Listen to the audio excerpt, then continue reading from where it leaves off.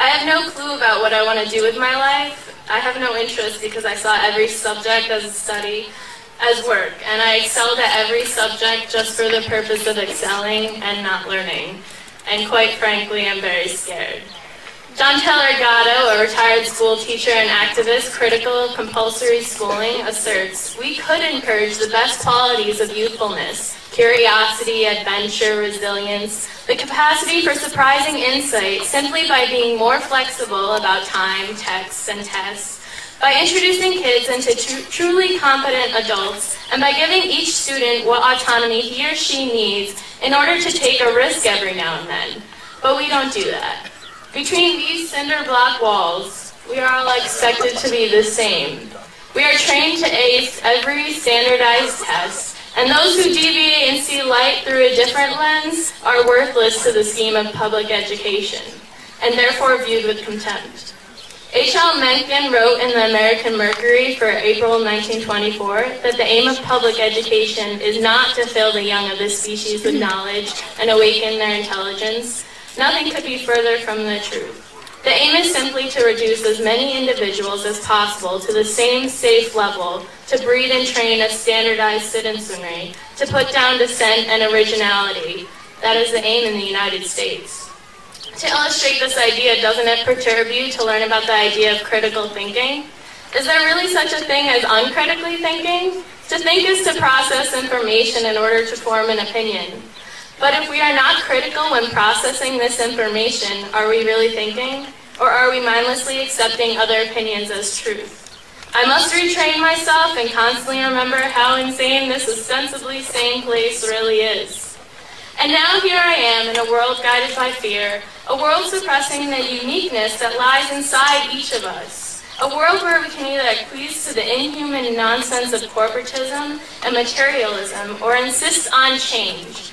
We are not enlivened by an educational system that clandestinely sets us up for jobs that could be automated, for work that need not be done, for enslavement without fervency for meaningful achievement. We have no choices in life when money is our motivational force. Our motivational force ought to be passion, but this is lost from the moment we step into a system that trains us rather than inspires us. We are more than robotic bookshelves, conditioned to blurt out facts we were taught in school. We are all very special. Every human on this planet is very special. So aren't we all deserving of something better? Of using our minds for innovation rather than memorization, for creativity rather than futile activity, for rumination rather than stagnation? We are not here to get a degree to then get a job so we can consume industry-approved placation after placation.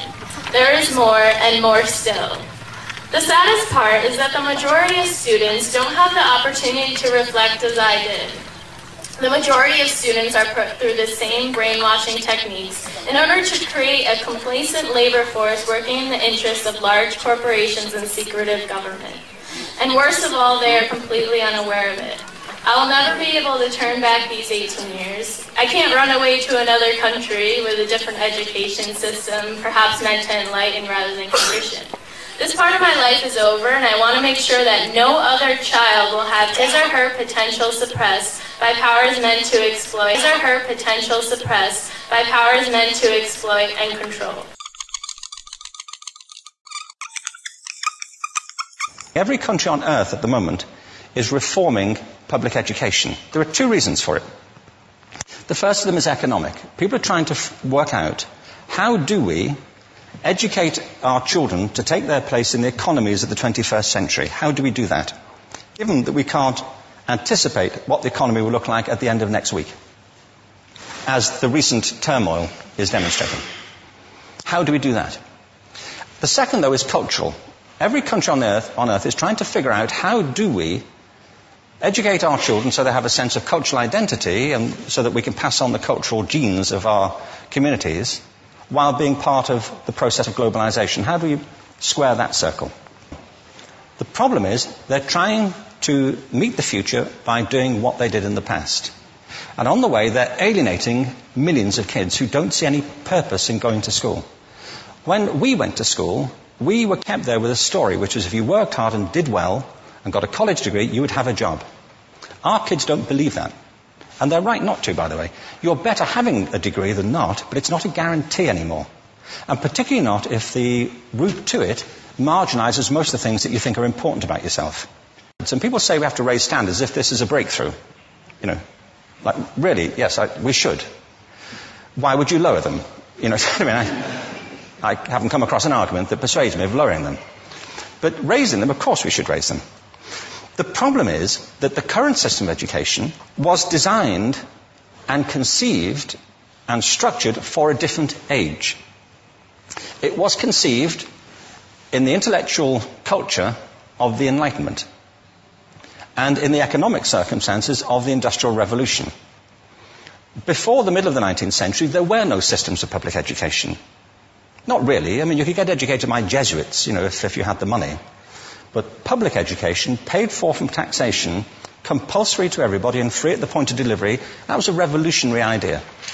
And many people objected to it. They said it's not possible for many street kids, working class children, to benefit from public education. They're incapable of learning to read and write, and why are we spending time on this? So there's also built into it a whole series of assumptions about social structure and capacity. It was driven by an economic imperative of the time, but running right through it was an intellectual model of the mind, which was essentially the Enlightenment view of intelligence. That real intelligence consists in the capacity for a certain type of deductive reasoning and a knowledge of the classics originally, what we come to think of as academic ability. And this is deep in the gene pool of public education, that there are really two types of people, academic and non-academic, smart people and non-smart people. And the consequence of that is that many brilliant people think they're not, because they've been judged against this particular view of the mind. So we have twin pillars, economic and intellectual. And my view is that this model has caused chaos in many people's lives. It's been great for some. There have been people who have benefited wonderfully from it. But most people have not. Instead, they suffer this. This is the modern epidemic, and it's as misplaced and it's as fictitious. This is the plague of ADHD. Now, this is a map of the incidence of ADHD in America, or prescriptions for ADHD. Don't mistake me here. I don't mean to say there is no such thing as attention deficit disorder. I'm not qualified to say if there is such a thing. I know that a great majority of psychologists and paediatricians think there is such a thing. But it's still a matter of debate. What I do know for a fact is it's not an epidemic. These kids are being medicated as routinely as we had our tonsils taken out. And on the same whimsical basis, and for the same reason, medical fashion. Our children are living in the most intensely stimulating period in the history of the earth. They're being besieged with information and calls for their attention from every platform, computers, from iPhones, from advertising holdings, from hundreds of television channels. And we're penalizing them now for getting distracted. From what? You know, boring stuff. At school, for the most part. It seems to me it's not a coincidence totally that the incidence of ADHD has risen in parallel with the growth of standardized testing. Now, these kids are being given Ritalin and Adderall and all manner of things, often quite dangerous drugs, to get them focused and calm them down. But according to this, attention deficit disorder increases as you travel east across the country. People start losing interest in Oklahoma.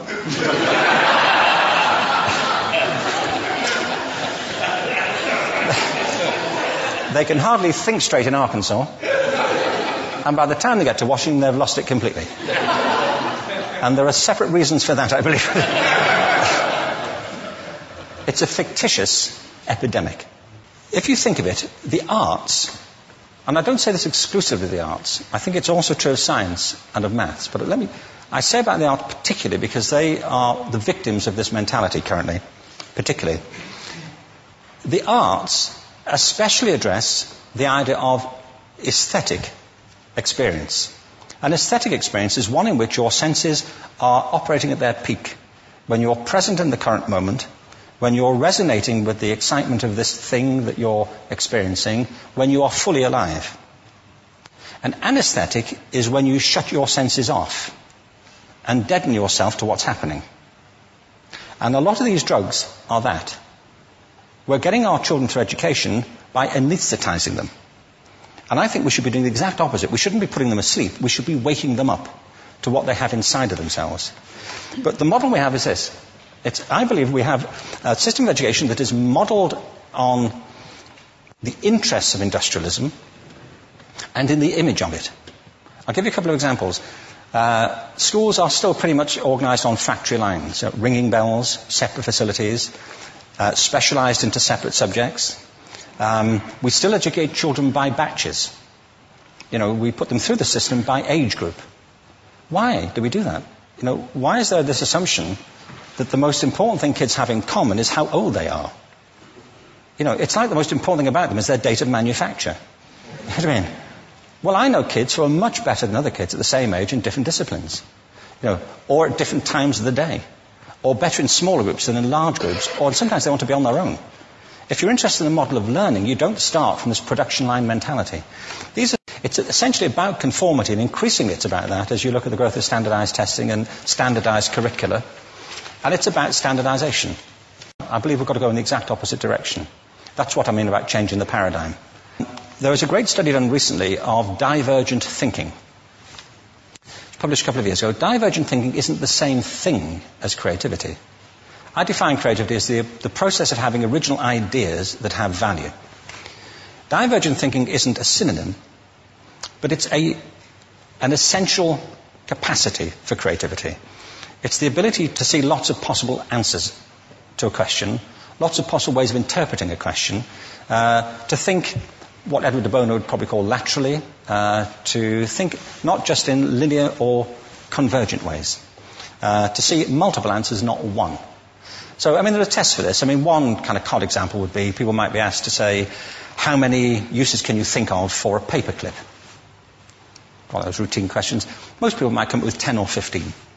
People who are good at this might come up with 200. And they do that by saying, well, could the paperclip be 200 foot tall and be made out of foam rubber?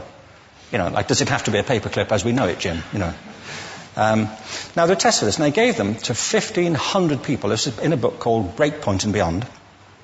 And on the protocol of the test, if you scored above a certain level, you'd be considered to be a genius at divergent thinking. Okay? So my question to you is, what percentage of the people tested, of the 1,500, scored at genius level for divergent thinking? Now, you need to know one more thing about them. These were kindergarten children. So what do you think? What percentage at genius level? 80. 80, okay. 98%. Now, the thing about this was it was a longitudinal study. So they retested the same children 5 years later, ages of 8 to 10. What do you think? 50? They retested them again 5 years later, ages 13 to 15. You can see a trend here, can't you? Now, this tells an interesting story, because you could have imagined it going the other way, couldn't you? You start off not being very good, but you get better as you get older. But this shows two things. One is we all have this capacity, and two, it mostly deteriorates. Now, a lot of things have happened to these kids as they've grown up. A lot. But one of the most important things that happened to them, I'm convinced, is that by now they've become educated. They've spent 10 years at school being told there's one answer, it's at the back. And don't look. And don't copy, because that's cheating. Outside schools, that's called collaboration. But inside schools. Now, this isn't because teachers want it this way. It's just because it happens that way. It's because it's in the gene pool of education. We have to think differently about human capacity.